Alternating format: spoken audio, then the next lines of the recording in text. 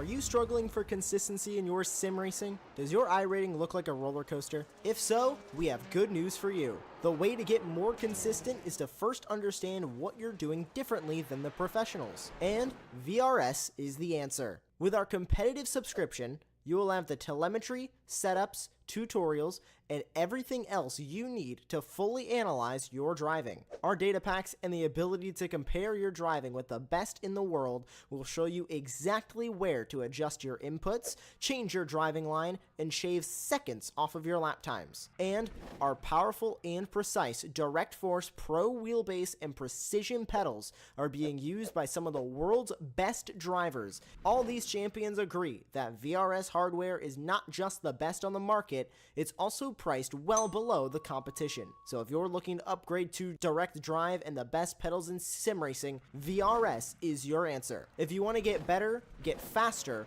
and make it happen sooner rather than later, you owe it to yourself to find out why so many people are switching to VRS. You'll be so glad that you did. Visit www.virtualracingschool.com and learn why the best use VRS.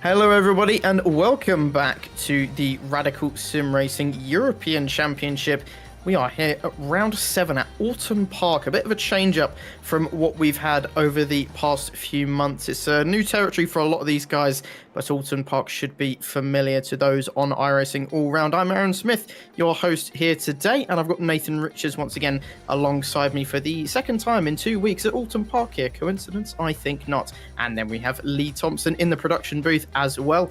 Well, Nathan, you had, I believe it was your first proper broadcast with me a couple of weeks ago at Oulton Park, and well, we're back, just different cars this time. And how are you feeling for this race? I'm very excited indeed. You know, we got quite a big grid, bigger than the one we had before. We got different cars, and of course on this layout there's no chicane, so it's full flat out down some of those back straights. So I'm very intrigued to see how it goes here. Obviously we've got a sprint race which is 50 minutes, and then of course a big finale race which is 45 minutes long. So I'm sure there'll be lots of action and carnage, because I also think this is a very nice circuit. You know, it's not one, well, on our race we go there often, but on other games we don't really go here that much. So it's nice to see this track get a little bit more of the praise it deserves. Yeah, I think you're right. I think iRacing does that really well with a lot of the British tracks. Kind of this game and Project Cars are kind of good for exposing some of those really good, nippy, narrow tracks that Great Britain is known for. But we're probably going to have a look at the points standings. It's been a very, very close season, I must say. The Pro category especially has been absolutely fantastic to watch, but at the moment it's Christoph Lipp who leads the way after just getting his own again last time out. Andreas Friedrich had a bit of a poor round at Barber Motorsports Park, but you know, still managed to claw his way back through the field and ended up finishing in second place. James Barry has been fairly consistent, but over the last few rounds has just struggled a little bit, and then the rest of the field have been a bit topsy-turvy, lacking some consistency.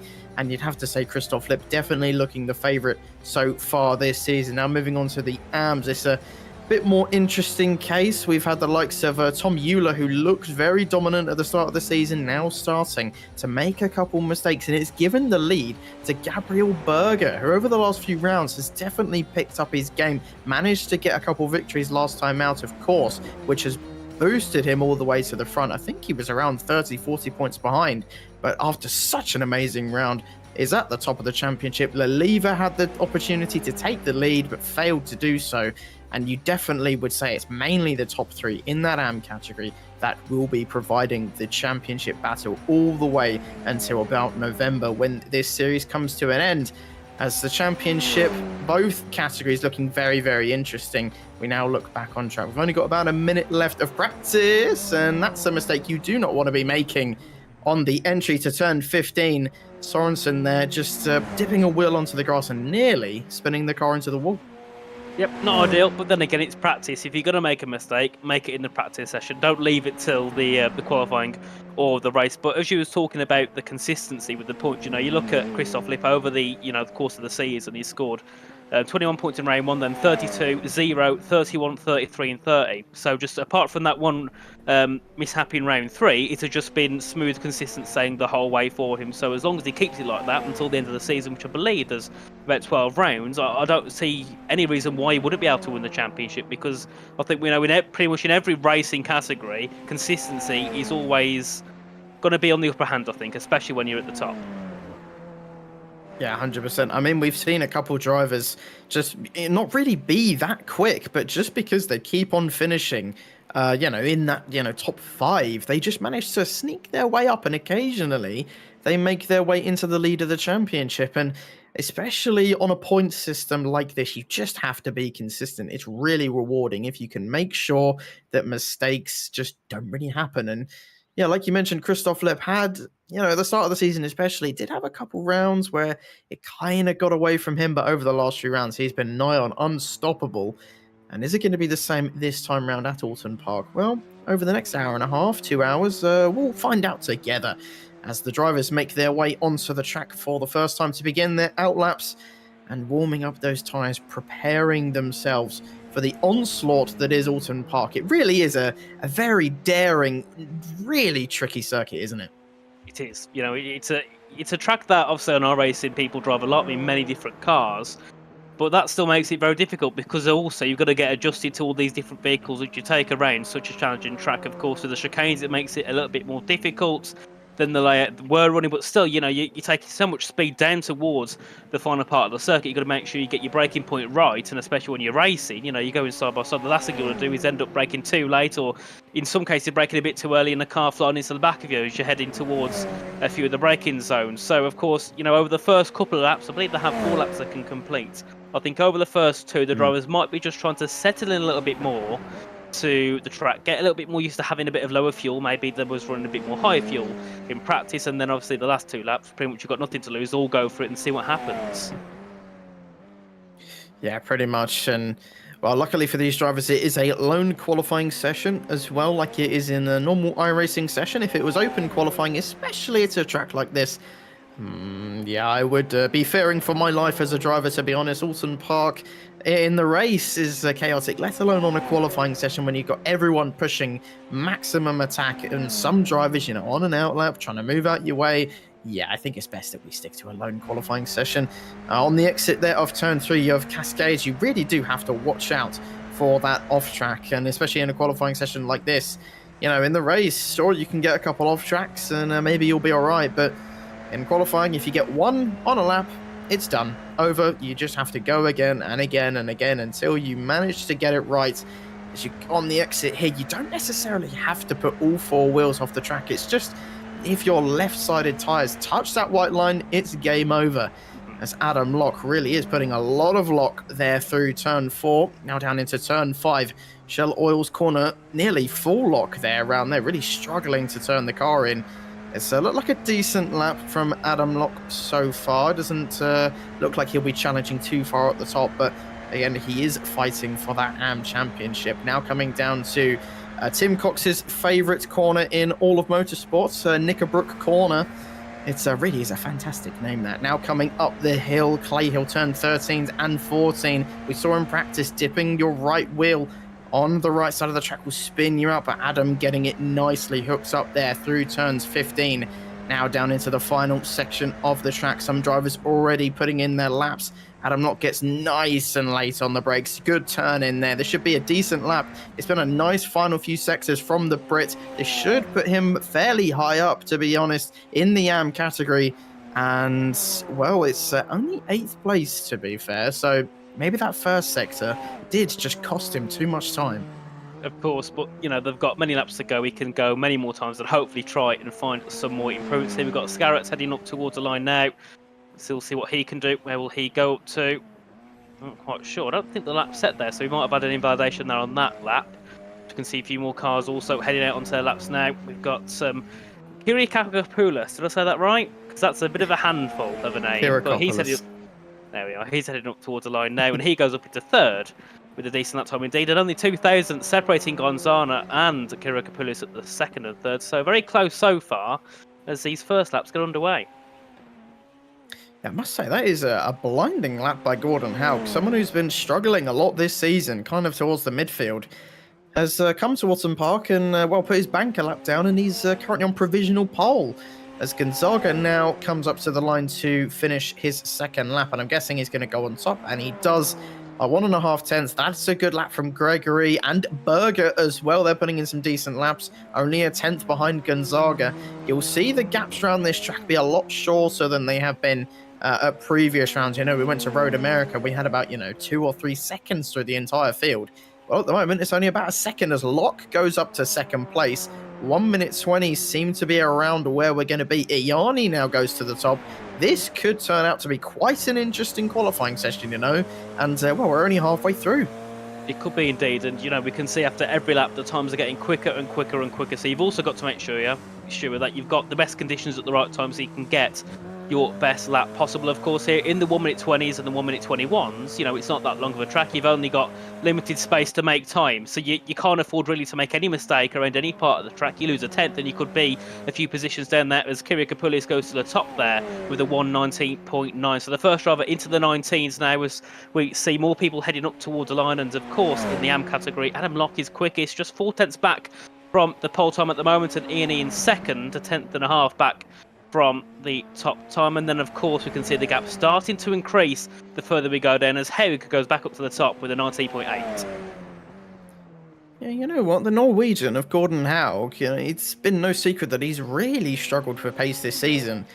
But you know what? Maybe he's decided to put a bit more time into Oulton Park to practice for this week. And, well, it seems to be paying off so far. He's currently on provisional pole. He has come into the pits, but surely he'll come back out to finish his last few laps. As now Sorensen goes to the top, only just though. And then Iani goes back up to the top. We're seeing a lot of different drivers. Be quick here. Again, someone like Iani, who's kind of been in the midfield of the pros, has now just jumped his way up the field. And, well, I was predicting before the race that, this might be a bit boring, but, I'm seeing the gaps now, and I'm really starting to question myself. I think this might be a bit of a gem, They're very, very close together, especially up at the top. And with only about 3.5 minutes left to go, someone like Friedrich, who's meant to be fighting for the championship, is down in 7th, nearly half a second off pole time, as he's gotten beaten by 2 AMs, Gregory and Lelive. Only 2/10 off from pole. They really have been stars of the field. And, well, I'm just looking at my timing screens as well. Your championship leader, Christoph Lipp, isn't here tonight, unfortunately. So this could be an opportunity for some other drivers to gain up on the pro championship leader, as Gonzaga now goes to 5th place. Only a couple minutes left to go. How many laps do these guys have left? I don't think they've got that many. Yep, definitely not. Maybe 1 or maybe 2 for a couple of them. But also we haven't got James Barry, I don't believe, which means, Andreas Friedrich is in a perfect position here to try and fight for the lead of the championship. Of course, him and Barry are both on 132 points and, of course, 147 for Lip. So, a top 5 here for Friedrich could easily put him up into that leading position. So he needs to make sure tonight he doesn't really have any mistakes, because this is kind of a night where he's got not really much competition in terms of the championship, but of course on track so far there's a lot of competition there, as Larsson's up in 3rd, and literally that's just over a 10th separating the top 5, nearly 2/10 separating the top 6. So we're in a position now where anyone really in that top 10 can get pole position if they get the perfect lap. Yeah, definitely. You've just got to hook it up nicely around this track, and like I said at the start of this session, you've just got to watch out for those off tracks. This track can be a bit tricky on them, to be fair. It's only really the last sector and the first sector where you really got to worry. Everywhere else you should be fine, as you're not really extending track limits too much. Now through turn 5 we go with Andreas Friedrich, again a driver who has really struggled the last few rounds, especially I think it was Road America, where he had a huge incident on the first lap, and in the feature race did manage to come back through the field and finished 2nd. It was a good drive from him, but he has been lacking pace, especially in qualifying. In the races, he's been a bit better. And, well, the lap that he's on right now, he's not setting the timing screens alight at the moment. It was a decent first sector, decent second sector. But that third sector, just losing him a little bit of time. He's lost about a 10th through there. So I wouldn't expect this to be challenging for pole, but it could be up in the top 5 at least if he can get these last few sectors down and nailed as he comes through the main straight onto the start-finish line. Where's it going to be for Andreas Friedrich? It's going to be 5th. Well, dead on where I predicted. He is in the top 5, but dead on 5th place, only just ahead of Kirikopoulos. Of course, and with those gaps being so short, going into the sprint race now, it's going to be interesting once at the top 6 within a 10th and a half, all fighting for a top spot. Yeah, this could be a little bit of quite an interesting race, especially this first 15-minute one. It's going to be a sprint race, just a boxing ring, maybe a sparring match, just preparing themselves for that long race. The 45-minute races, everyone is always a little bit more timid, maybe saving some fuel, saving those tyres, and well, we haven't really seen any tyre changes so far this season, and I don't expect we'll see any today, but it will just be a mind game race, a fuel-saving race, and well, this first 15-minute race is going to be the complete opposite. Push like hell all the way until the end, as we just wait for everyone to finish, and they have done. We can now get the grid order up for you as we go through all of our drivers, all 20 of them in fact. Lasse Sorensen on pole position for the first time this season. Good session from him. Then Myron Iani in 2nd place. Definitely his best qualifying session of the season so far. Well done to the Italian. And then the rest of the grid is as follows. We've got Larson in 3rd place, Gordon Howe, impressive, in 4th place, Andreas Friedrich in 5th, Kirikopoulos in 6th place, Gonzaga in 7th place, Craig Gregory on pole in the amateur category, Dorian Leliva in 9th place, and then Sauli Reitinen finishing out the top 10. Did you get it? Because he's finished. Adam Locke in 11th place, Gabriel Berger in 12th place, and then the bottom half of the grid, Bjorklund in 13th, De Graaf in 14th, Robertson in 15th, Mellis 16th, Guy 17th, Stenskrud in 18th, Scarrett in 19th, and James Barry is in 20th place. So James Barry is here. Just didn't manage to set a qualifying lap. Maybe he turned up at the last minute. But either way, he is here, and we will see James Barry contending in this race. I wouldn't expect him to be too competitive in this first race, but like we've mentioned all season, just watch out for him in that feature race. He is an absolute mastermind when it comes to fuel strategy. He's done it pretty much at every single race we've seen this season, and he will definitely be shooting up the grid in that race. As we've just got a couple cars waiting to get onto the grid. We've got about 30 seconds of patience. And, well, as a driver, you know, sitting here just waiting, the tensions build up, the stress builds up, and while everyone's on here, the stress is gone. We're waiting for those 5 iconic red lights to go out, and we are underway here at Oulton Park. It was a decent start for your pole sitter, Lasse Sorensen, as he heads into turn 1. Nice and clean. Mariniani did not get a fantastic start. His rival of Larson now trying to come up the inside. He is bugging out a little bit, glitching there. Some connection issues for the Italian as he makes his way through, nearly going 3 wide as we head into turn 3. Everyone seems to have had a clean start, though. No incidents so far as James Barry now comes back out onto the track. He did not make the start. He and Scarrett as well. They both chose not to contend with the start of this race. Gonzaga now struggling a little bit on this opening lap, getting very close to Gordon Haug, who also has not had a great start, down 3 positions. Craig Gregory as well, down 3 positions, but Scarrett and Barry actually have seemed to not have taken the flag at this point in the race. Now we head down towards Knickerbrook Corner, turn 10 of this racetrack. It's still fairly clean towards everyone. All 18 cars still pointing in the right direction, and only 6 seconds between them all. Of course, a very good opening lap. Everyone kind of getting through very nice and tidy. We can see, though, Ian is still on the back of Sorensen for the lead of the race. Just 3/10 separates those two, and further back we've got lots of action between many of the drivers. Here's Bjorklund, as that's going to be Leliva off the circuit in P8, now down to the back of the grid, pretty much down to P18. After a very good start, up in P8, now down to P18, and that is one of those situations where you can be a leading driver, as that's going to be Friedrich in 4th, looking to make a move on Larson. Yeah, but Friedrich has a pretty good start. He's up 1 place from where he started and is looking fairly feisty. But it looks like Iani really wants to take the lead of this race as he's right on the back of Sorensen. We saw the defense masterclass from Sorensen at Road America, but it was just not enough eventually as he got tangled in, I think, a 3-way fight for the lead. It was absolutely spectacular from start to finish. But he is going to have to watch out for Iani as he is seeming to have some connection problems, and well, we all know what that can do in iRacing. Is he going to go for the move down into turn 10? It looks like he is. They're going to go side by side through one of the fastest corners on the track, and Sorensen gets oh so close to Myron Iani. Iani has taken the lead of the race as they head side by side once again up the hill, now down into Droid's corner. Sorensen retakes the lead as Iani tries to go back up the inside. He sneaks his Radical SR10 up the inside of Sorensen as we head down to the last corner. Larson being very tentative, doesn't want to get involved, and now Larson trying to go up the inside of his own teammate. The 2 Norwegian drivers side by side as we head across the line to start lap 3 of this race. And now look at Friedrich. He's up to 3rd place. That was a very opportunistic move, the German driver. That was amazing stuff from the top 5. Absolutely spectacular racing. But now Iani is romping away with it in 1st place. Nearly a second already, just out of a few corners, but goes very wide there into turn 3. Of course, and now obviously Iani wants Sorensen and Friedrich to have a battle so we can increase that lead even more. These two going side by side down towards turn number 5 at Shell Oil Corner, and we can see there, of course, Sorensen on the inside and Friedrich trying to go around the outside and gets tagged. No! That'll be Larson and Speed Train, massive contact, and that's Haug also getting involved. Many drivers caught up there in that incident down at the exit of turn 5, and well, definitely a big shame for a few drivers involved there.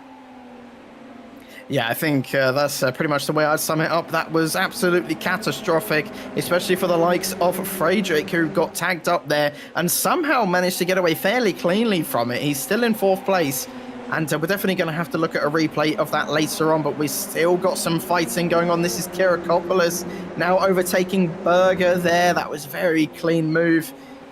As he's now got solely Rysonen in front of him. Now we move further back. Honestly, it's absolute chaos here at Oulton Park. There's action everywhere you look.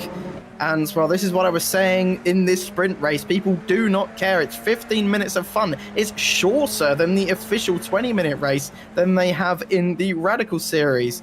And it's providing amazing racing here. And, well, we're nowhere near over. Only 4 minutes in. Myron Iani, though, is going to be laughing all the way to the bank after that incident. Wow, he's got a 4-second lead. It's De Graaf getting very wide there. Yeah, indeed, as they head their way now down towards turn 5 once again. This is Leliva on the outside looking to make a move as they head in towards a braking zone. Oh, and that's going to get caught up into the wall. Oh, it's a big crash. And a bit of contact. I'm not sure if it was decent or contact down towards the braking zone into the wall. Carries on, but will have heavy damage on his SR10. We can see there Craig Gregory looking to fight here with Berger. This is for the lead for the AM category as they head their way down towards Knickerbrook now. And I think Craig on the outside there looking to try and get the move done, and they're still going to go side by side. Absolutely brilliant racing from all the drivers on this grid. Yeah, you're spot on there. This is fantastic stuff. Honestly, I'm ashamed that before the race I was like, it's going to be boring. Who cares? Well, eat my words. I'm a happy man. This is absolutely fantastic stuff from all of these drivers. Couple incidents so far, and as you saw there, the lever, big damage he's had to tow back. That was a huge hit into the wall, and his Radical car is not going to be seen probably for the rest of this race.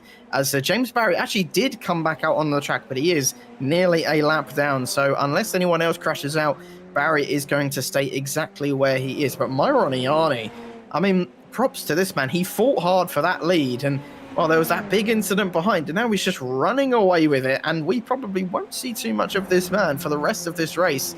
But he will have to contend with a couple other drivers in that feature race. But back onto this, though. This is the battle for those final podium spots. It's Sorensen leading the way at the moment, and Gonzaga just a couple tenths behind. Friedrich a couple tenths behind him, and then Larson a couple tenths behind him. So it's a good chunk of cars from second all the way down to 5th place. Here is Gonzaga trying to go around the outside of Sorensen. They are banging sidewalls as there goes Friedrich on his teammate. Gonzaga got hanged out to dry on the outside and unfortunately lost a huge chunk of time and positions. He's now down to 5th place as Sorensen is proving why he is one of the best defensive drivers on the entire grid, still holding on to 2nd place, even though necessarily he's not the quickest one out of those 5.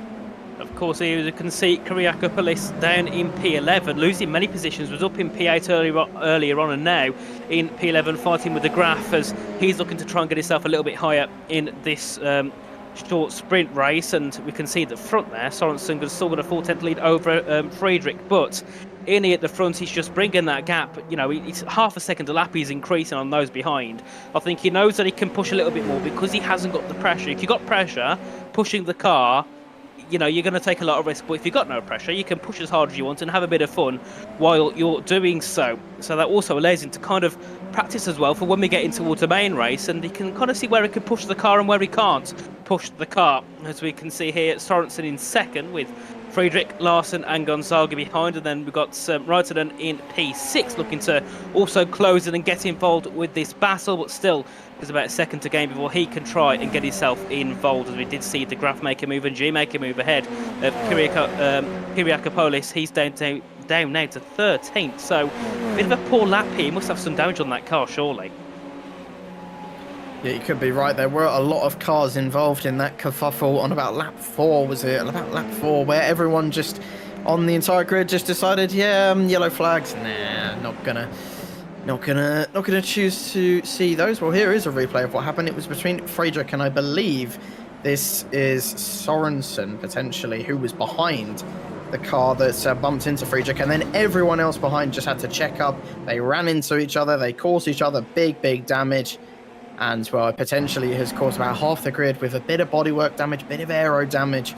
and a couple of drivers really struggling. Here's a view from Bjorkland, who was about the midfield, and you can see he got a big whack up the rear and at the front. That's why he's been seen struggling. Gordon Haug completely has lost the front of his car. That's why he is tumbled down the order, as Bjorkland has come into the pits, and so has James Barry, so we won't be seeing James Barry for the rest of this race. Bjorkland is coming back out onto the track as we move back up to this battle for second place, as Iani does seem to be, on this lap anyway, just struggling a tiny bit, lost a couple of tenths, but with a gap of 4 seconds, I don't think he's going to be worrying too much. And like you said, Nathan, he can kind of just experiment for these next 6 minutes. Not too much though, you know, not like a practice session, but just a tiny bit. Of course, and I think that also gives him some more confidence, doesn't it, going through in towards that 45-minute feature race. He knows he's got the pace to, you know, to work at the front, and also to hopefully not get involved in contact with drivers that are fighting around him. I think he's definitely been lucky in the sense of the 4-second gap, but I think either way he would still definitely be fighting for that leading position, even if all those were still with him. We can see though on board here with Larson in 4th position now, looking to close in for a move here on Friedrich, and Friedrich also looking to close in on Sorensen once again. So these three very close together, of course, with Gonzaga sitting right behind. I'm sure we'll see some moves from some of these guys for that 2nd and 3rd place. Of course, it's only the sprint race, it's only the 15-minute race, but a podium, I'm sure you'll still be very happy with that.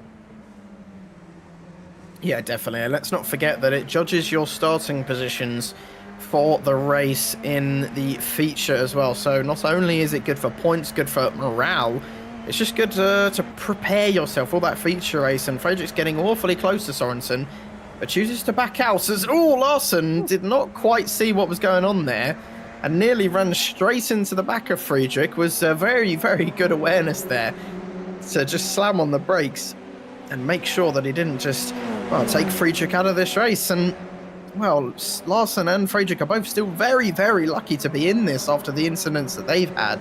Yeah. But either way, they're still fighting out for those podium spots and giving us a lot to talk about, as Gonzaga in that 5th place is just kind of biding his time, just waiting for an opportunity. And, well, interestingly, it is a team against team here. You've got insert name Racing, and then also the Coatings guys, the Norwegians.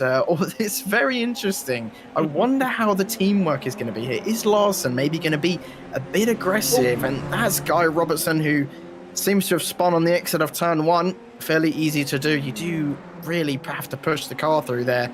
As that's Berger now trying to go up the inside of Gregory, as Larson has now, he was momentarily ahead of Friedrich, and now Larson nearly falling behind Gonzaga. I'm going to have a guess Larson maybe went for a bit of an optimistic send there, and just Friedrich just let him go, went on by, and here comes Gonzaga around the outside. We've seen Gonzaga try this before, and this time smartly backs out of it.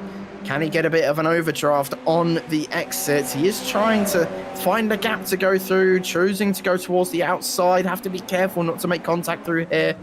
And, well, smartly, they both just choose to back out of it. And now Sorensen, because of the battling that's been going on here, has just managed to pull away from these guys. He's about a second ahead of Friedrich now, and that really could play into his hand.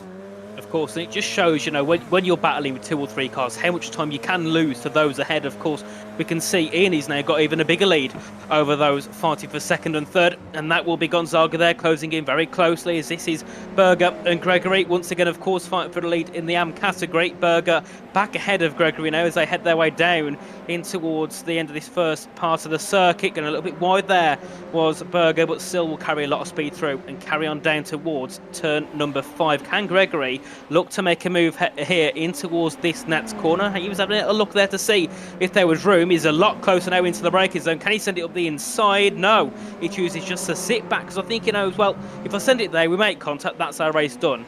The 7th and 8th, they might as well get it to the end. Yeah, exactly. But it is also, you know, it's for bragging rights. You got to go all the way until the end, and this is what Larson has just gotten over to. Absolutely. Hats off to Gonzaga. He's been trying that move all day, and it's finally paid off for him. Hats off to the Portuguese driver. That's one of the best moves I've ever seen around the outside of Knickerbrook corner. And, well, fair play up to 4th place, and, well, he could set his sights on the cars ahead. Although Friedrich and Sorensen are locked into battle right now, as Sorensen has lost time once again on this lap. once again proving he's not necessarily the quickest driver, but defensively, especially around here, he is absolutely one of the best. But here is the battle resuming between Craig Gregory and Gabriel Berger. Gregory managed to get past Berger again. Well, the two Brits really giving us a good tussle all the way until the end. I don't think this is quite going to be white flag. I actually think it's going to be incredibly close. It's about a few seconds margin on this final lap, so keep an eye if this is going to be the final lap or not. There's no white flag at the moment, so you know, Barney clearly thinking that they'll have enough time. It all depends on what Myron Ianni can do on this lap. Can he get into the 119s and extend this race just one more lap? Or will he put it to bed? And this is going to be the last opportunity for some of these drivers, as Friedrich still sets his sights on that second place to make it an insert 1 and 2. And remember, Gonzaga's done pretty well as well, up to 4th place. As Ianni still having connection problems there. The Italian clearly not having fiber internet cables. But comes around the final corner. Is this going to be the last lap? I think he's going to be. Yeah, he's fine. I may have underestimated that a little bit. He's got 10 seconds to spare. He's fine. As this is going to be white flag lap. Yeah, who's going to be on the podium? Who's not? Who's going to be the most bold? Sauli Reitinen also might be able to get involved in this. And hello, Sorensen had an absolutely horrid exit on that corner as Gonzaga trying to look around the... So don't make contact with your teammates. That was super, super close. Gonzaga should be thanking the lucky stars that he did not slam into the back of Friedrich. That was incredibly close, and I think Friedrich saw it coming and kind of moved out of the way. But my God, that was super close between the front three. And wow, that was, well, clenching stuff, to be honest, as Larson nearly got into the back of Gonzaga. Gonzaga nearly got into the back of Friedrich, and Friedrich didn't know where Sorensen was going. He went very wide, but here we go then down to Knickerbrook one more time on this final lap. Sorensen once again using that defensive line to his advantage as Friedrich trying to make the best of that slipstream. Larson also trying to maybe pip a move on Gonzaga for 4th place, as he definitely feels like he earned that 4th place. But the man who's earned the race victory here today in this opening heat is definitely Myron Ianni. Absolutely perfect for these opening 15 minutes. He wins his first race of the season. Well and truly deserved, as Sorensen, a hard-fought battle all the way until the end, finishes 2nd. Friedrich has to settle for 3rd, and Gonzaga 4th, Larson 5th. Reitinen just ended up on the back in 6th, and Gregory is your amateur winner in this opening heat race. Berger just could not find a way through, and Craig Gregory putting on some fantastic defensive driving as well. Everyone else having a bit of a tough time here in this opening race at Oulton Park, but wow, what an opening race to start off today. Yep, absolutely brilliant, wasn't it, before between all the drivers. Of course, contact on the first couple of laps made it a little bit more boring for the leader, obviously being Ianni, but further back it was absolutely brilliant for 2nd, 3rd, 4th and 5th, and of course between Craig Gregory and Gabriel Berger for the lead of the AM category. So going through towards this 45-minute race, it could be rather interesting. Yeah, it most definitely can. And oh, here's the Heat 1 results after what was a very intense opening 15 minutes. I mean, I'm sweating and I'm not even driving. I don't know if anyone else gets that, but just watching this is just so intense. But Myron Ianni takes his first victory of the season, and truly well-deserved. Was a really good performance by him. Sorensen with some very impressive defensive driving there to finish in 2nd place. Friedrich, after making contact on his opening few laps, probably will be happy with the podium, as he managed to escape with minimal damage. And then the rest of the grid, we've got Gonzaga managed to finish in 4th place, Larson in 5th, Reitinen in 6th, Gregory won the AMS over Gabriel Berger. Very good battling between those two. Adam Locke ended up in 9th. De Graaf rounds out the top 10, Damien Guy in 11th place, Kirikopoulos 12th, Stenstrud in 13th, Robertson 14th, Mellis 15th, Haug 16th, Bjorklund 17th, Barry 18th, Scarrett 19th, and Doran Naliva was last in 20th place. So I believe Scarrett actually did come out in the end and did a few laps at least to get ahead of Laliva. So hopefully we can see those two in the feature race, because I'd love to see Barry and Scarrett both coming through the field, both very quick drivers. And, well, of course, like we mentioned before, there are going to be the pit stops in this feature race, only for fuel, though.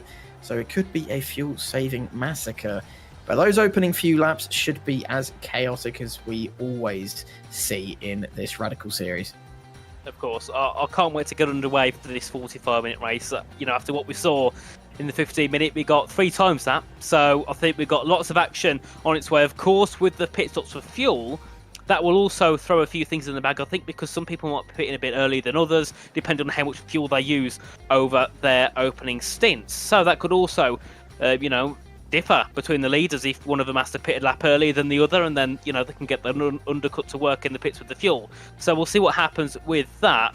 But from the battling we saw between Sorensen, Gonzaga, Larson, and Friedrich, we could have the leader involved with it now. It makes it even more, I suppose, important for the drivers because you're battling for second. That's brilliant, but everyone wants to be battling for first, don't they?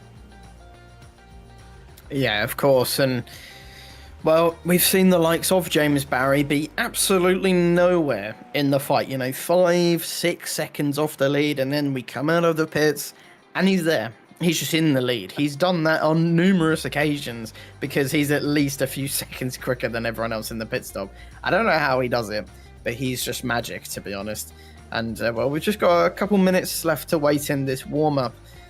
And, well, to be fair, the warm-up, I think I've spoken about this a couple times. It's not necessarily a warm-up for the race. It's a warm-up for yourself, Go get a drink. Go to the toilet. Prepare yourself for the next 45 minutes. That's how I used to always treat it on the old Apex leagues. You just got to take a couple minutes to calm down because, those opening 15 minutes really does take a toll on you. And you just got to take a breath, calm down, and prepare yourself for another onslaught. Of course, because you're going to have such an adrenaline rush on that first race. You've got to go into it again, and if you're a driver who might get a little bit hot-headed due to incidents, or you might get a bit hot-headed during a race either way, if things don't go your way, you're going to go through into a quite a long race, and if you ain't got your head in the game, you're going to struggle. You're going to might get yourself involved in incidents. You're going to get too angry, and in the end, let's be honest, it never really ends well. I've seen many drivers on iRacing, Formula One, Assetto Corsa. They get a bit angry starting off the race, and then after that, it just all tumbles down, and you see them at the back, when normally they'd be fighting at the front. So, it's time for a breather, sit back, relax, and then get ready for what could be a very interesting 45 minutes. Yeah, pretty much. I have also seen some drivers drive angrily, myself included, and I don't know why as a driver mentally this happens, but when you're trying to come through the field, when you're at the back trying to claw your way through traffic, you turn into Michael Schumacher. I don't understand it. I do this, I have a bad start or I have a poor qualifying, I'm in last, and I'm setting world records. It makes no sense. But when I'm at the front, when I get pole and I'm fighting for the lead, I'm slow. It makes no sense. I don't understand how that works as a driver, to be honest. But, when you're driving a bit more angrily, maybe willing to take a bit more risks, sometimes it does pay off, sometimes it doesn't, like you say, and you just get impatient, you start making mistakes, and then you end up in a wall. So it's kind of that balance as a driver. You kind of have to, you're just balancing on the edge of, I'm Michael Schumacher and I'm a Mick Schumacher, which one do you want to be? But anywho, the warm-up is done. 5 minutes of break for these guys is over. And now it's the 45 minutes of utter chaos, bedlam, and just whatever other adjective I can use under the sun. Myron Iardi, though, will be starting on pole for this race after a fantastic opening heat race from him. And then Sorensen on the front row of the grid with him. Then Friedrich, Gonzaga, Larson, Reiten, and Gregory, Berger, Adam Locke, Graf. It's the same order that we saw in that first race. Esgui in 11th, Kirakopoulos 12th, Stenshard, Robertson, Mellis, Haug, Bjorklund, Barry, Scarrett, and Laliva. And like I said, hopefully we can see Barry and Scarrett on the grid this time, and they can give us some spicy action towards the back of the pack, clawing their way through the field like a bunch of Jaguars. But who's it going to be this time? Is it going to be Iani taking a double victory tonight? Maybe boosting himself up the field? Is it going to be Andreas Friedrich? Is it going to be Sorensen? We have no idea. Well, let's find out as we are underway here at Oulton Park for the second time, and that's an absolutely horrid start for Myron Iani, who's going to slip down to third place as Sorensen goes into the lead, and that's a bad news for the rest of the grid. Oh, that's a huge accident. That's absolutely massive. There's 3-4 cars off, and that's nearly 5 cars now, and that was Gonzaga, who went off of the track. The driver who had such an amazing first heat race has had one of the biggest accidents I have ever seen, probably pulled about 100 Gs in that accident, and he's fallen all the way to the back of the pack, but everyone else up at the front is still fighting for those positions. It's the complete opposite of what we had on the first lap of Heat 1. It's absolute chaos, as it was fairly clean, not too many position changes, but many people getting bad starts, many people making mistakes, many people crashing on this first lap. But Sorensen, you all saw how amazing he is at defending. And well, look at this, James Barry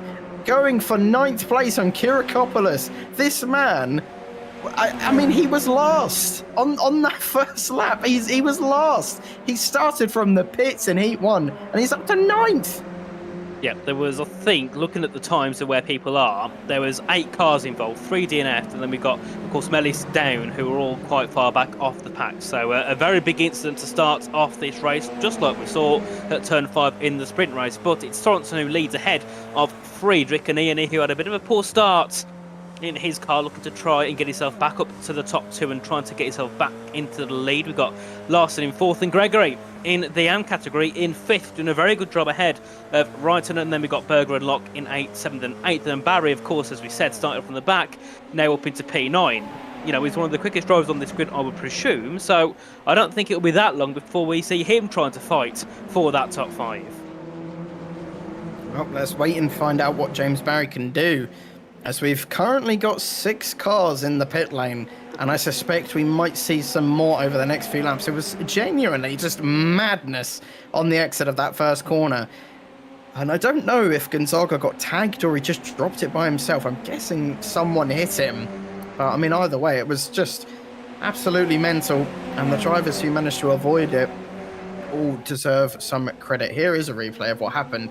You can see there, Iani got a horrible start. Gonzaga, there we're running on board with now. Did he just lose it by himself? He did. Oh, he overcorrected straight into the wall and straight into the rest of the pack. And that's a shame. He overcorrected, went straight into the wall there and ruined about 7 people's other races as well. It's just one of those unfortunate incidents that can happen on the first lap, especially at a track like Oulton Park. Those cold tyres just catching Gonzaga out. But, I mean, either way, Craig Gregory is keeping up with the leaders right now. I know it's the start of the race, some of them might be fuel saving, but this man is an AM. He's, of course, won that opening heat race in AM. He's doing a stellar job right now. He's keeping with these guys. Fair play to this man, and well, let's see what he can do from this position. Of course, and I wouldn't just say he's keeping with them. I think he's looking to try and make moves. You can see him closing here on the back of Larson for P4. The gap just under 0.2 of a second as they head down towards Knickerbrook at turn number 10. Will any moves be made? I don't think he's quite close enough just yet to make an overtake, but still right on the rear of Larson as they head their way up to Clay Hill at, I believe, turn number 12, and then they'll obviously head through to Druids and Lodge, and we'll see who will try and fight for the lead. We can see obviously Friedrich 5/10 back. Obviously Iani is about 4/10 back from him. So obviously Iani's, I think, minimum, considering what he did in qualifying in the first race, would be a win.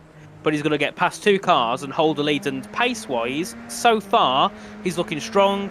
But you need to be quicker if you want to make a move. There's no point being equal in pace if you want to, you know, if you need to gain in half a second. Yeah, you're pretty much spot on there, but, you know, someone like Sorensen, who, like we said last time out, and, you know, you saw on the timing screens, he, you know, occasionally had some good laps, but his overall pace was lacking a little bit. We saw it at Road America. He led for so long, but just couldn't hold the rest of the guys off for long enough.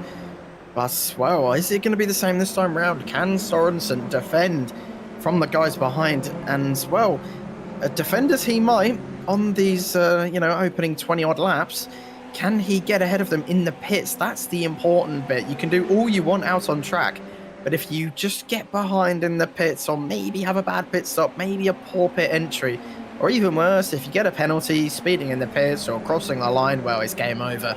So much to think about for these drivers over the next 40 minutes. As Gabriel Berger now in lock-to-lock with Adam Locke as they head through Droid's corner, and Locke does get ahead. Fairly simple overtake for the British driver, now to second place in AM, as Gabriel Berger just struggling a little bit on these opening laps. Going to try and fight back, but round the outside of that final corner, it's off camber. You just struggle for grip out there, as that is James Barry pitting very, very early. Yep, very early indeed. He'll have to go 40 minutes now on the next fuel he has. Unless he's missed sort of his an box. Incident. Well, that is not ideal at all, is it? A big shame there for Barry. He's going to lose a lot of time now once he gets back out. Yes, I suspect he... Oh, God, that was close. Hello, Iani. Cutting across the nose of Larson and nearly wiping himself and Larson out. Very lucky not to, have taken each other out there. So that's very easily done. Maybe if you don't see your driver, or maybe a bit of netcode gets in the way. That was extremely close, and, well, Larson does not care. He's going to go for it again as he goes up the inside into Knickerbrook corner. There should be a textbook overtake, and he does. He gets up onto the podium. Iani really struggling on these opening few laps and just cannot find the pace that he had in that opening heat races. Now he's under pressure from Craig Gregory behind, and that's not something I thought we would be saying in this next race, as Sally Reitonen as well, trying to look up the inside of Gregory, but cannot do it into that last corner.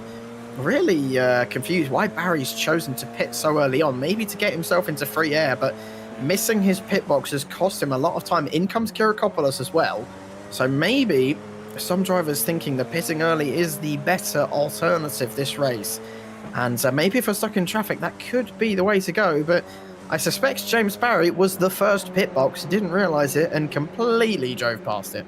Yep, and I think it's quite a common mistake. I think a lot of people can make that mistake, especially when in many races your pit box is always different. So, of course, a big shame for Barry, but of course he now just got to get his head down, get his foot on the throttle and try and bring that gap back and try.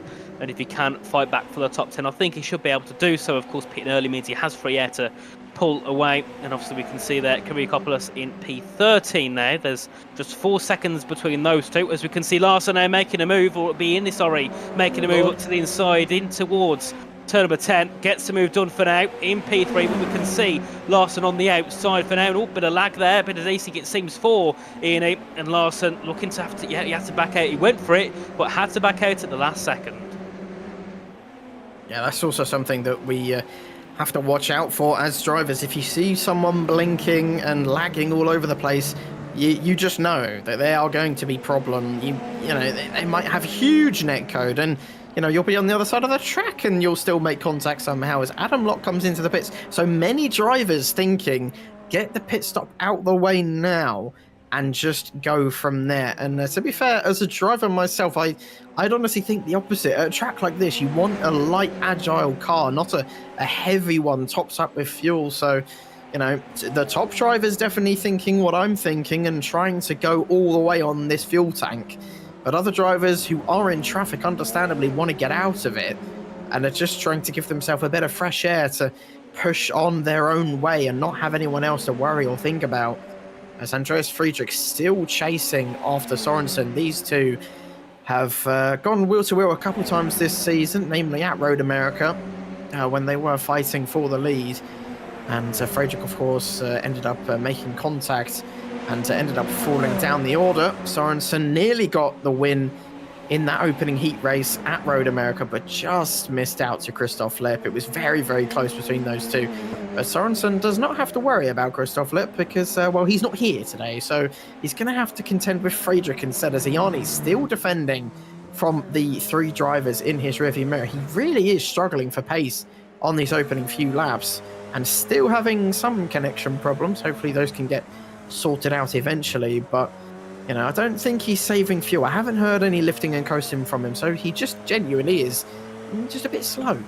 Yep, definitely. I think, obviously in that sprint race, we couldn't really see what his pace was like because he had such a large lead. Now he's in a battle with drivers. You can see he's not looking too comfortable at the moment in third. He's got a 3-second gap to Friedrich and Sorensen, who are still battling for the lead at the front of the field, and Larson still in P4 on the back of Ian. And I expect Larson to try and get himself up into the top 3. I think he showed brilliant pace in the first part of this race. He showed brilliant pace in the sprint race, so I don't think there's any reason why he wouldn't be in 3rd position. And then of course we've got Reitonen in 5th, who's got himself past Gregory in the last couple of laps, as we can see. Reitonen now actually on the back of Larson, looking to make a move for P4, but Gregory now on the back of Reitonen himself, looking to make a move in towards Druids. Is he going to go for it? No, has to back out, because you can see there Reitonen placing the car perfectly. And with a track, Aaron, such as this, it's, you know, if you want to block the car from making a move, you can easily do so by just driving in the middle. Yeah, pretty much. You need to make your car as wide as humanly possible and, you know, kind of scare your opponent into going for a move. You've got to, you know, show your hand as a driver and say, I will not let you through. And that's what a driver like Sorensen did in that opening race and managed to get a P2 from it. Didn't manage to get the victory mainly because of that opening few laps. That's, you know, that big incident on lap 4. And unfortunately lost a huge chunk of time, but he's in the lead now. And although Friedrich isn't really going for it, he's using Sorensen to his advantage to save a bit of fuel, to create a gap to the cars behind that we're watching now. I will expect Friedrich possibly, especially during the round of pit stops, to make his way past Sorensen. But, you know, we've got about another 20 minutes until we start seeing the end of these fuel tanks. Around the 30-minute mark is typically when we see drivers coming in for a pit, as Craig Gregory once again just lifting there as we head into Knickerbrook corner once again. And so what you see on the timing screen is that Gabriel Berger has just managed to close up on these just a tiny bit. He's about 0.8 of a second off now, so he could join this pack maybe in about a lap or two if he keeps up this pace, as Gregory's still trying to get past Reitonen. And maybe this is the time during the race where everyone's just settled down a little bit. Everyone's just, you know, realized, okay, we've been battling for a long time, let's just be calm for a couple of laps, let's save some fuel, let's try and maybe catch back up to the leaders, because it does seem to have just calmed down for the minute. I think, yeah, they're probably trying to fuel save, and also that they want to make sure they can get to the end of battling hard. Is it going to do so? But Gregory now looking to make a move ahead of Reitonen there for P5. But I've also been looking further back there at Barry. Hasn't really gained or lost since he made that pit stop. So we'll see how that can work for him. What can Gregory do? Can he make the move for P5 yet again as they head down to turn 5? No, we can't just yet, but still in touching distance here to Saley Reitonen, of course, in 5th place. And I've got to say, a brilliant job so far from the likes of Gregory, Berger, and also the Lever, who started right at the back with Barry. Yeah, Leliva has been fairly underrated in this race so far, as that's Craig Gregory going up the inside. Goes very wide on the exit of Knickerbrook. I thought that was a bit deep from Craig Gregory, and now, well, he's going to be locked in battle with Gabriel Berger. Again, it's going to be Heat Race 1 all over again for those two amateur drivers fighting for the lead in their class. And remember, the point score is for class, it's not a position. So, you know, the likes of Berger and Gregory fighting over positions with Reitonen and such doesn't really mean anything. It's just for fun at this point. As Iani, I don't think is blipping out, as Leliva comes into the pits as well. And, well, James Barry, like you were talking about, you know, he's not setting groundbreaking lap times. And, you know, I suspect it's mainly just because of how much fuel he's carrying. He's setting decent lap times, but just not quick enough to make some proper ground. I suspect he will finish inside the top 10 eventually. But, you know, exactly, you know, he is matching pace with the leaders, there or thereabouts. So he does have the pace, but, you know, just starting at the back, you know, missing his pit box, having a bit of a poor pit stop as well. It's just really, really ruined his race. And, well, it's just damage limitation for him now, isn't it?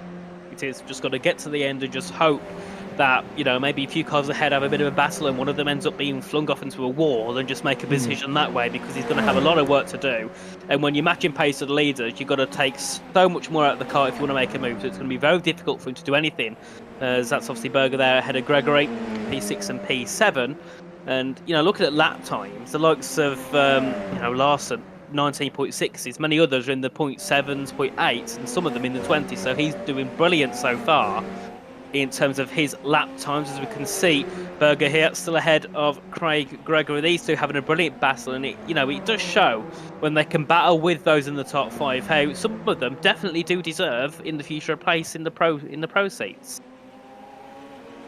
Yeah, 100%. A lot of them have really shown their hand this race, as some drivers have had a bit of, iffy starts today. The likes of, Gordon Howe, Scaret, Gonzaga, Barry, they've all had some tough times just throughout today, not just in this race, but in that heat race as well. As according to our timing screens, Scaret has had 7 stops. Hello, I don't think he's done that many. But Gabriel Berger and Craig Gregory just locked into battle again. It's just going to be a repeat of the first opening race for these two. They're going to just battle all the way until the end, hopefully. They managed to survive that opening race cleanly and not make any contact, so hopefully that can stay the same way. But as they drop off the back of Reitenen now, because they're battling, they've got such a huge gap behind that, they can just do what they want over the next, however many minutes, because, well, the points ahead don't really mean anything, so they're just fighting for their own win right now. Yep, and they're doing a brilliant job at it, as this is Kyriakopoulos there, looking to make a move ahead of Stenstrud for P11. Gets the move done, brilliant indeed here. Swiss driver, as he looks to try and improve even more in the top 11. He's only, 2 seconds-ish back from the top 10, of course. We got Locke there, and then a little bit further ahead is Mellis in P9. But like you said about Berger and Gregory, they could just battle it out. They've got a 13-second gap back to P8, which also happens to be third in their category. As long as they don't get a DNF or a big contact and collision, they will definitely be sitting where they are in their category, first and second. As we just patiently wait for those pit stops to come around, and where are the other guys that have already made pit stops going to come out? As Barry now trying to overtake Stenstrud. This is for 12th place. The highest driver who has come into pit, by the way, for those of you who are curious, is Adam Locke in 10th place at the moment. And I assume, judging by the pace, that Kyriakopoulos should make his way through soon, as Stenstrud going very wide there, coming through turn 4. As well, James Barry should make his way through down into Knickerbrook, as he's going to get the slipstream nice and easy. I wouldn't expect Stenstrud to really fight this one. He's not. He's just going to let James Barry go up the inside. Fairly easy for James Barry, and up into 12th place he goes. And, net third in terms of people who have pit at the moment. And, overall time lost in the pits seems to be around 31 to 35 seconds, depending on how good your entry was and how good your overall pit stop was. As is this Friedrich finally going for the lead of the race? He is looking up the inside, and this is the first time he's properly tried to go for it. Didn't manage to get it done on this time. As we head through turn 5, he's picking up that slipstream again. Is he going to go down into Knickerbrook corner side by side with Sorensen? Is he going to use the slipstream to save fuel? What's it going to be for Friedrich? He is going to try and make the overtake round the outside. It's a bit difficult round there, but we have seen it done. Sorensen goes a bit deep, but manages to keep the position. This is what I'm talking about. Sorensen, in terms of defensive driving, is absolutely fantastic. But the problem here, the gap behind has really closed up. Iani was, 3 seconds behind? It's now 1.4. This, over the next few laps, it could be, the first race all over again, but this time, the fight for the lead.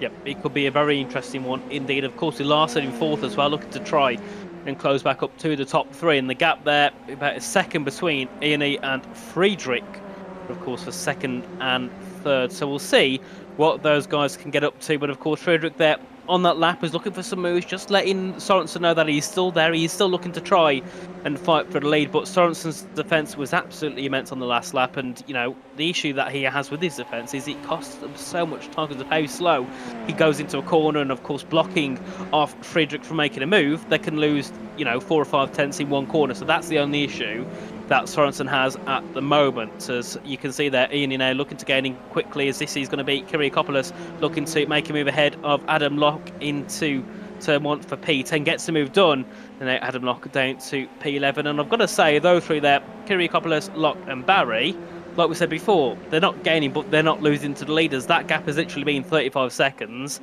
for the past 15 minutes, so they're kind of just, they're doing a decent job, let's just put it that way.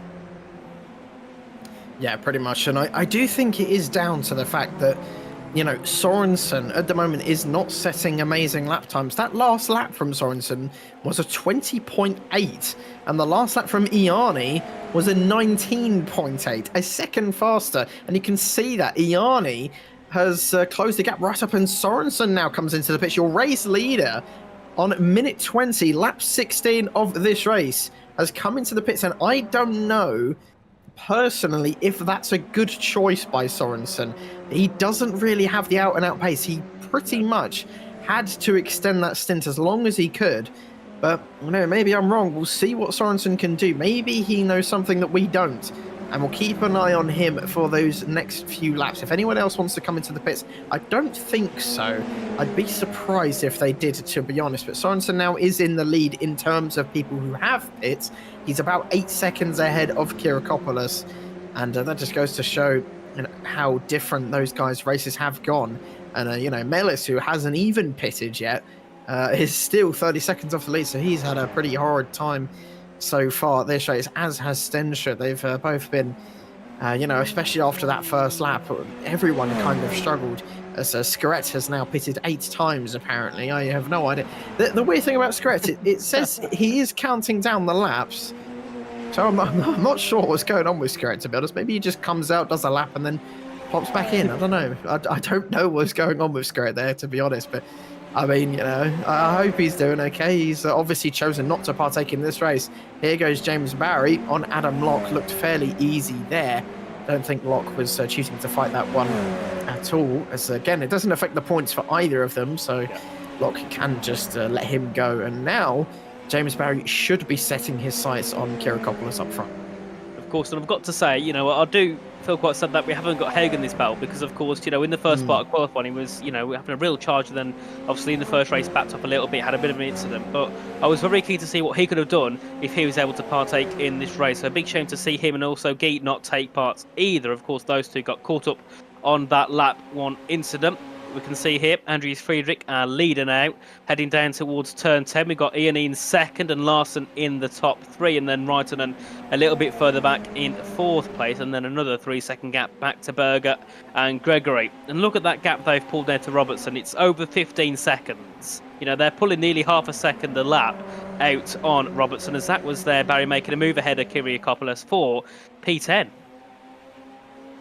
Yep, we kind of thought that was coming over the last few laps, and it has now eventually happened. As now it's Andreas Friedrich and Iani 1-2, the teammates together now. Are they going to work together? Are they allowed to fight? And remember, they've got Larson not too far behind them either. As well, how long can these guys go on that fuel strategy? How long will they want to go? Are they going to get ahead of Sorensen? I still think so. I mean, considering, actually, I just remembered, Sorensen, when he came out, was about 28 seconds behind. He's now 33. I have no idea what happened to Sorensen on that outlap, but he's not done too well. Yeah, I'm not sure if he just had a bit of a poor sector. It did say that his sector 5, something happened. He lost quite a lot of time. And, well, here is a replay, hopefully, to explain what happened to the Norwegian. Oh, he drifting it through Knickerbrook. Oh, and spins as well. Catches the car. And well, that'll explain it. That's why he's lost 5 seconds all of a sudden. And well, that's what I was talking about. You know, should he have come into pit early? Because had he not, he'd still be in the lead. Might have not made that mistake. And well, I can tell you this for now, Sorensen probably won't be fighting for the lead of this race now. Yep, definitely not. He could be looking to be around, maybe even behind Gregory, depending on how long it take, you know, when they go into the pit. So it could be quite a bit of a shame here for Sorensen, who of course has been our leader for a very long time, or at least been in the contention for the lead for a very long time in this race. And of course, these are our 2 leaders at the moment. It's Friedrich and Ian first and second, Larson in third. Still these guys battling it out, but not really battling too hard for position, because they know they're just going to lose time if they fight for position, or at least if they fight hard for their positions now. As we can see, Ian there just looking to the inside, letting Friedrich know he's there, as that'll be Kyrgiakopoulos now making a move ahead of Melis for P10. So back up into P10 for him along with Barry. And look how quick Barry's gained in on Sorensen there. The gap just over 2 seconds, as I think Melis there just went back into the pits. Yes, Melis now into the pit lane for his first stop, I believe, of this race. He's going to lose a lot of time, unfortunately. Should come out, I believe, ahead of Stensrud in 13th place. As, yeah, he's going to come out ahead. And, oh, hello, this is... Oh, that was Larson thinking about a move on Iani, trying to go around the outside there into Droids, but thought better of it. Thought, I'm going to be a bit patient, just wait for it. Is he going to go for it into the last corner? Not quite. The straight between Droids and Lodge Corner, which is the last corner, by the way, it's just not long enough. As well, there goes Iani into the pits. Oh, nearly losing it, under braking into the pit lane. It is a bit of a tough pit entrance here at Oulton Park, but just about managed to get it stopped on the lines. And now comes in. Is he going to be ahead of Sorensen? We eagerly wait for him to come back out. And, well, the good pit stops we've seen so far around the 10-second mark, and the higher pit stop times looking to be around 13 seconds. So we know who's going to be quick in the pits and who isn't. And Iani getting a 12.6, so not a great pit stop there for Iani, but crucially does come out in 7th ahead of Sorensen. And well, that just goes to show, if Sorensen hadn't had that spin, he'd probably be ahead of Iani right now. Yep, definitely, because that gap was, what, 4 seconds, and Sorensen lost 6 seconds on that, you know, on his outlap. So, you know, he would have been 2 seconds ahead. So a big shame, indeed, for Sorensen. It's a big what if he was able to not make that mistake there. He's in 8th at the moment, heading down towards turn number 5, of course. Going to probably be under pressure from Barry and Kiriakopoulos, who are battling as well for P9 and P10. These two are. They've been pretty much together the whole race, but now they're getting to battle. As also we can see Locke as well behind them, as he's a little bit further back, sorry. And then, of course, ahead, Friedrich and Larson still separated by 3/10. But look at that gap they've also pulled to Reiter, and that gap's now 5 seconds. It was only about 3.5 a few laps ago, so they're also nailing down on the pace. Of course, there for Larson, he set the quickest lap and his best lap at 19.5. Just curious here, as James Barry has got Gonzaga ahead of him, a lap down, as Robertson comes into the pits 3rd from Am. Now, what is Gonzaga going to do here? I wonder. Is he going to help his teammate just along a tiny bit? Is he going to give him a bit of a slipstream? Maybe let Barry through and hold Kiriakopoulos up a little bit? Well, let's see and find out. Gonzaga isn't letting Barry through at the moment, so maybe just giving him a bit of a tow at this moment in time. Because remember, Gonzaga is quick. You know, he was managed to stay with the leaders relatively in that first race, and obviously had that huge incident on the first lap, which unfortunately is why he is a lap down. But he's got some good pace at the moment, and is just letting Barry have that slipstream. It also giving him dirty air, though, so kind of a double-sided coin there. As he does pull out, is he going to let him through? I suspect he might let Barry through down this straight, you know, strategically. Yeah, he is letting him through. Is he going to be a man and let Kiriakopoulos through? He is. So, you know, not playing any team mind games there, unfortunately. That would have been rather interesting if he did. But Gonzaga there being a gentleman and moving out the way for both of them nice and easy. And they can continue on their merry way, battling for 8th place at the moment. Now moving back up to the front of the field, it's still Friedrich in the lead of this race. Larson is giving him a run for his money. And, well, can Larson, who's been a bit of a, you know, a dark horse in this race. He's always been there, but not quite there. Do you know what I mean? You know, in that first heat race, he was there. He had the pace. He was fighting for the podium, but didn't get it, unfortunately. Just lacked it a little bit. And can he change that in this race? Can he get ahead of Friedrich? And crucially, can he get ahead of the likes of Iani as well when he eventually comes into the pits? This is going to be a nice, very, very interesting race in these next 15 minutes. The fuel game playing on everyone's minds, and everyone having a bit of a heavy car right now. Up at the front, of course, they're running on fumes at this point. Are they going to come into the pits soon? And, well, Friedrich and Larson both coming into the pits. So this is, I'm guessing, as long as the fuel tank can go. And now we eagerly wait for Iani as Reitinen, Berger, Gregory all come into the pits together. So 30 minutes is the max that these guys can go. 23 laps. Who is going to be where on the exit of this pit lane? Iani pushing like hell, I imagine, coming around the final corner. Who's it going to be? Who's going to be where? So that's an amazing pit stop by Larson. Jumps ahead of Friedrich. That's one of the best pit stops that we've seen today. I believe it is the best pit stop that we've seen today from Larson. Iani now coming through turn 1. He's going to be in 3rd place, so not too horrible, but did lose a little bit of time there. I believe it was Iani's, poor initial pit stop that had cost him so much time, but Larson has absolutely minced everyone else. He has. Brilliant there indeed from Larson. As we can see, a few cars looking to battle now. That's going to be Sorensen, making a move ahead of Brighton, and they come to contact, and that will be Brighton into the barrier. Oh, big shame indeed for Brighton, who was having a very calm race. He wasn't really involved in much, was he? Yeah, that's such a shame. Rysonen was having a good old race, one of his best races so far this season. And unfortunately, Sorensen's day just keeps getting worse and worse as he's made contact now with Rysonen. And, well, there'll be a few words. Well, actually, Rysonen's finished, so probably not many. But, after the race, Rysonen is going to be a bit angry, a bit miffed with Sorensen. Is Sorensen going to take responsibility for that? As Friedrich and Iani, Iani obviously is blipping in and out of existence. So it's a bit difficult. Oh, Iani's gone off the track there. I'm not sure if other cars are blipping for him as well, so he's a bit confused as to where everyone else is. But Iani's connection problems today have been scary, to say the least. It's not been bad for him all season, so it's definitely just today that's been a bit awful for him. But Iani, as a driver on iRacing, when you see a car blipping, genuinely you are scared for your life. You have no idea where they are half the time. It could be huge netcode. They could spawn inside your car. You just don't know. You have to be so careful. And Friedrich, well, luckily Iani's just lost a couple of seconds because of that mistake. But, Friedrich and maybe Sorensen are just going to have to be a bit cautious. Of course, and a big issue is some of these drivers have these £4,000 wheels, which if you get hit into the side of, those wheels fling at your hand and they can hurt badly. So that's one issue that the drivers have got to be careful of.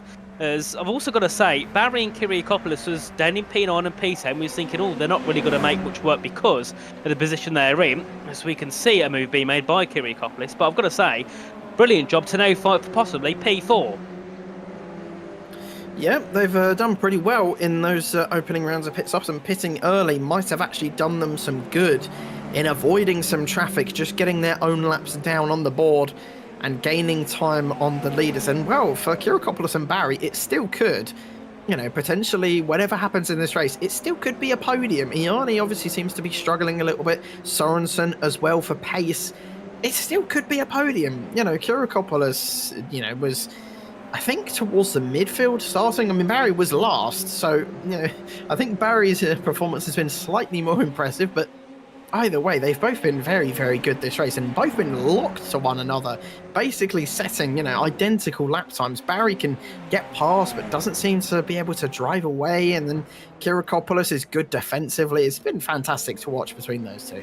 It has indeed. There's been some brilliant battles all throughout the field, and I've got to say, for probably 95% of them, it's been clean, fair, and hard racing, which I think, as the commentators and the race, it's the best thing you want to see. You want to see drivers having fun out there, not hitting off people into walls, not driving to the side of them, having a fun, clean battle. And I've got to say, it's been a very, very enjoyable race. Of course, I've came in on round 7 for the first time, of course, over this series. And I've got to say, it's been an absolute blast. Well, it was the Oman series that you came in at round 5, so, you're yet to actually start a series yet. It'll be fantastic when you do, I promise. It's going to be amazing starting a series for the first time. And, it's weird to think that this series, did start, I think, all the way back in February. It's been going on for ages and goes on all the way until November. We only get a couple races a month, every 3 or 4 weeks, sometimes down to 2, but it doesn't happen often, but when it does, it provides some good long entertainment for about an hour and a half, 2 hours. It's a really good racing these guys provide. And as you said, it's been mostly clean, mostly calm. A couple incidents here and there, but for the likes of Sorensen, who, like we mentioned earlier, is probably driving a little bit angry right now, a little bit frustrated that things haven't quite gone his way. And, well, he might, it could get worse for him. He's not setting amazing lap times, but, as we know, his defensive moves are just brilliant.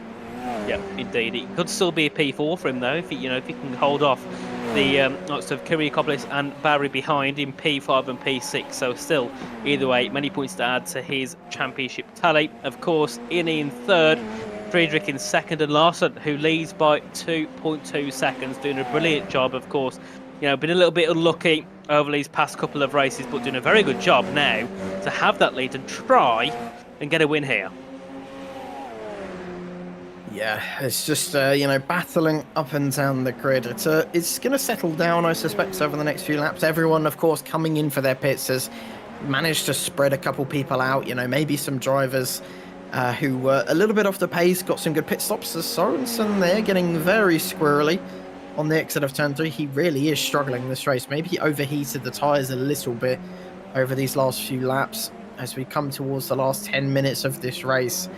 And, well, who's it going to be? I mean, at the end, it probably will be Larson winning, let's be honest. He's got good pace, compared to the likes of Sorensen, who just had to defend for his life. Larson does actually have the pace. He's just pulling away a tiny bit from Friedrich, who unfortunately just did not have the good pit stop that he wanted.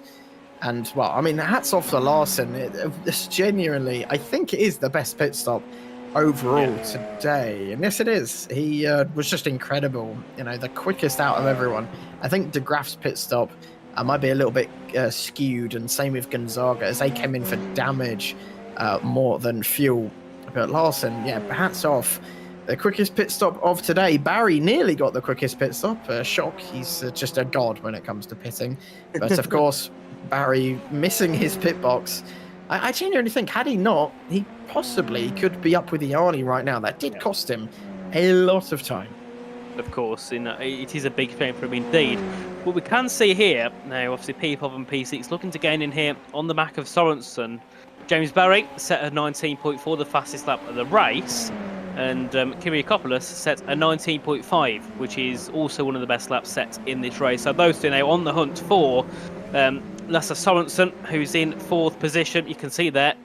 Kyrgiakopoulos now right on the back of him, looking to try and make a move for 4th position, using that slipstream now to his best as they head down towards Knickerbrook at turn number 10. To the outside goes Kyrgiakopoulos. Can he get the move done as they head in towards the braking zone? To the outside, and I think for now we might have it done, but no, runs a little bit wide, allows Sorensen still to keep that moving forth. And yet again, the brilliant defence here from Lasse Sorensen.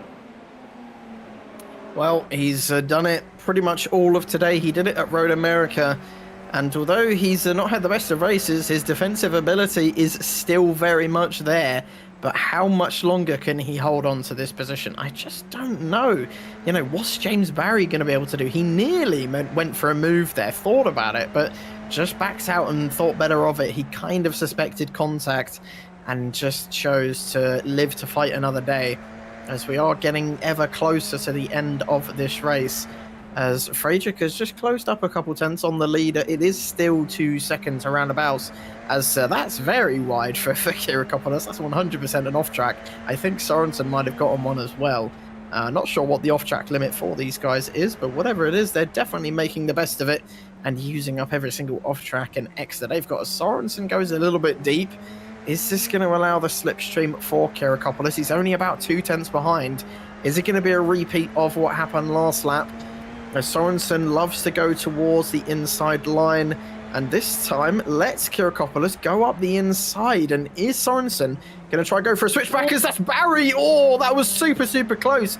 Oh, I thought that was going to end in tears, and maybe Barry, I'm sure netcode must have saved him there, because I genuinely think his splitter was up Sorensen's bumper. I'm sure of it. It sounded like there was contact, and they're very lucky not to have, ploughed into each other and caused a huge accident. They can continue fighting on. But Kyrgiakopoulos has gotten past. He's up to 4th place. Sorensen now just has to defend from James Barry. I don't know how much longer he's going to be able to do it. I was expecting Sorensen to try and defend the inside there, but kind of just let Kyrgiakopoulos have that one. I don't know if he thought the outside line would be better, but we've seen him be amazing defensively, but that last lap, wasn't great from him. Definitely not. And since then has dropped a second behind Kyrgiopoulos. So definitely not too well on these last couple of laps here for Lasse Sorensen. And of course, James Barry in P6 about 4 tenths back from P4s. That's going to be a spin for, well, a half spin for Gregory. Manages to correct the car, but nearly sent it round. And that's such a shame for Craig Gregory, the man who did oh so well in that first heat race to take the victory and nearly was fighting for, I think, what was it, 5th place earlier on. He had a fantastic start to the race, but just has fallen away, and those tyres just getting a little bit too hot on the exit, put too much power down, and, well, his tyres are definitely going to be overheating now as he's fallen down to 9th place. 3rd in AM. It's still not horrible for Craig Gregory, but, you know, considering he was leading, it's going to be heartbreak for him. Can he try and gain back on Adam Locke in front and maybe just, you know, prevent some damage from today?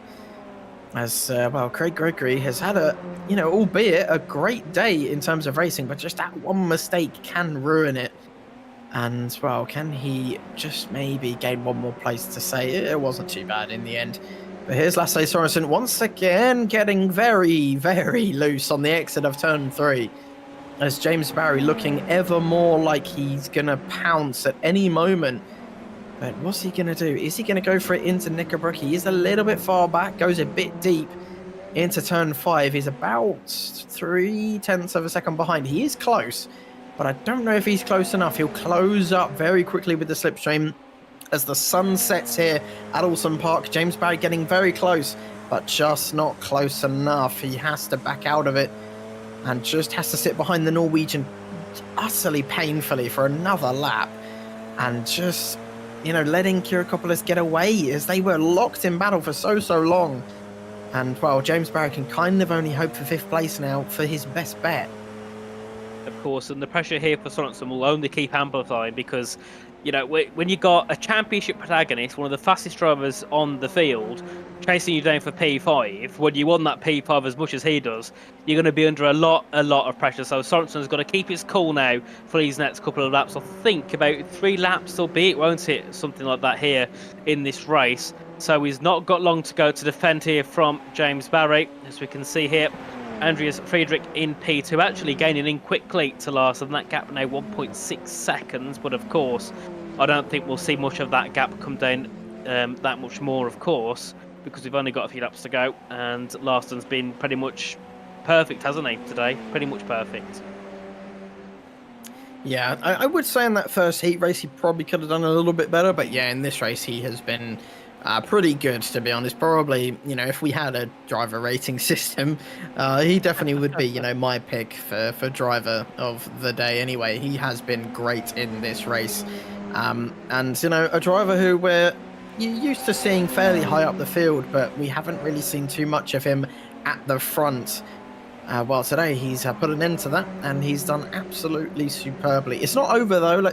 Let's all calm ourselves down, because, you know, commentators have you know, been known to curse many people before, and I do not want to be responsible for Larson this time. And I'll just let him get on over the next lap and a half, as well, this is going to be the penultimate lap of this race.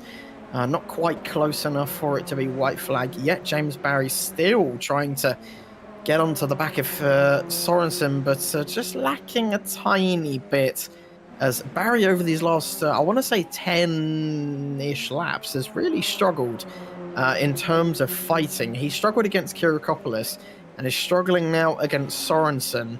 Is he going to be able to get that 5th place? I'm not so sure, as now Craig Gregory has gotten onto the back of Adam Locke, and this is going to be another spectacular battle. This is for P2 in the AM class.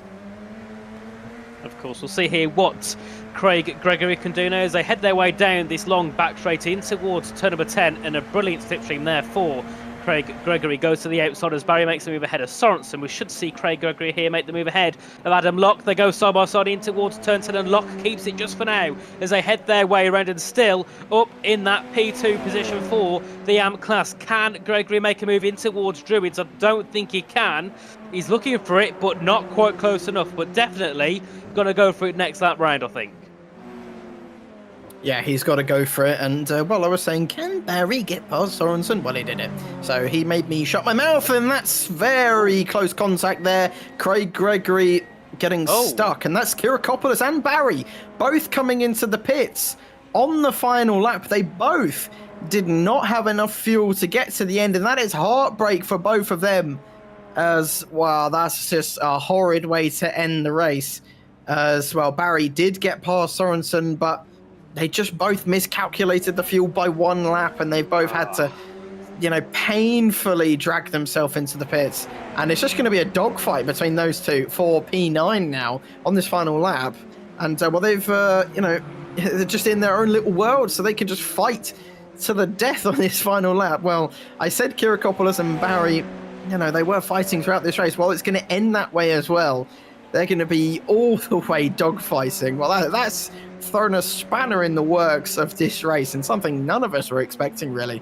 I thought they were fine on fuel, but clearly they just made a bit of a miscalculation. But, a man who's done the opposite of a miscalculation, he's done everything perfectly in this feature race, comes across the line to win here in Oulton Park, take all the maximum points from this race, ahead of Andreas Friedrich, who I think might take the lead at the top of the championship, ahead of Christoph Lipp now, as Iani suffers down in third. Had a bit of a iffy race, but still manages to grab a podium. Sorensen, damage limitation, in 4th place. Berger wins the amateur class in 5th place. Good race from him. In 5th place from my God, that's a great performance by him. But here is Kirakopoulos and James Barry rounding the final corner painfully. What could have been for, I think, Kirakopoulos, 4th place finish, and Barry was in 5th. Suffers all the way down in 9th and 10th. Well, that was an absolutely fantastic race. Towards the end, everyone got a bit separated and it was a bit calm, but nonetheless, those both races prove why, this car is so much fun to drive and it's so much fun to watch. Of course, 45 minutes of non-stop battling is absolutely amazing. And of course, in the first race, so we have an hour pretty much of just battling between the whole field. It's been an absolute pleasure to commentate, and of course for viewers probably a pleasure to watch, and for the drivers, for some of them a pleasure to race, but many of them probably not, especially Kirakopoulos and Barry. I mean, yeah, they're going to be, well, crying probably. It's having to pull into the pits on that last lap, just a slight miscalculation. I genuinely, if they do come in, I will ask them how much did they miss it by. As well, it has happened to the best of us, let's be honest. We've gone a litre too low, and we've either had to save or just crawl back to the pits. But, in the end, they still finished in the top 10, so not too bad. But Larson will be a very, very happy Norwegian. He did amazingly in that race and takes his first victory of the season. 2 new victors today. That's something you absolutely love to see. As Friedrich has to settle for 2nd place. Decent racing today from Friedrich, but just lacking a little bit to get the race win. As Iani, after taking the first heat race victory, he ends up in 3rd. Not too bad of a day for him.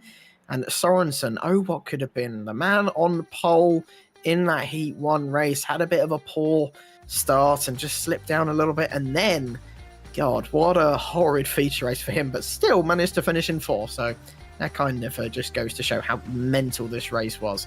And then Gabriel Berger takes the amateur victory today. Couldn't get it done in that first heat race, but got it done this time round. But now, time for the rest of the grid. Adam Locke in 6th place, Gregory in 7th, Laliva in 8th, Kirakopoulos in 9th, James Barry in 10th, Robertson in 11th place, Bjorkland 12th, Stensrud in 13th, Ryson in 14th, Mellis 15th, De Graaf 16th, Gonzaga 17th, Scarrett 18th, Guy 19th, and Gordon Haug rounds out your top 20 drivers. Of course, absolutely brilliant, wasn't it, the whole way through? And I've got to say, I'm sad that I'm not coming back again, as we can see a few replays at the start of the race. Yeah, it is a really good series, this, and well, let's not forget that we've got these cars every single Friday at 9 o'clock GMT time. 10 o'clock BST for those Britons out there. This car is so much fun to drive, so much fun to watch as well. As it was a controversial car when it first released, but I think people are slowly starting to warm back up to this car now, and you can see there the incident with Gonzaga on that opening lap just spins his way into the center of the track. Nothing anyone could do whatsoever, and unfortunately for him, kind of put a huge dent in what could have been a good day for him. I don't actually think anyone's going to come and talk to us. Bit mean from some of the drivers. So we usually get a couple drivers, coming and talking to us, but just going to give it a few more minutes just in case some of them are, finishing off as well. Speak of the devil, we've got Larson, your race winner here in the interview box. Hello, Larson. It's been an absolutely just amazing performance by you in that feature race, and tell us how you're feeling.